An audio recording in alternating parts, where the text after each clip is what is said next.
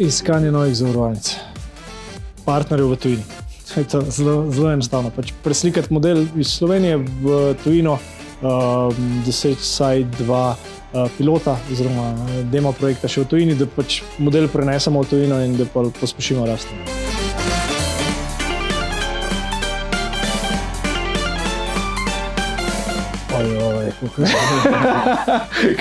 Ultimativen nasvet, ja. Čim več stvari, čim hitreje testirajte, pa ne preveč razmišljati. Sam čim cenejši naj bo, čim hitreje pa pol za nazaj evalvirati.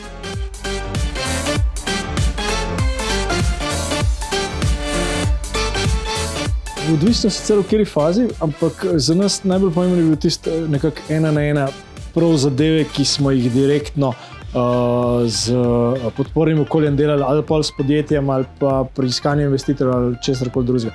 Te vsebinske zadeve so sicer zelo fajn, ampak ponavadi ne dajo tako rezultata.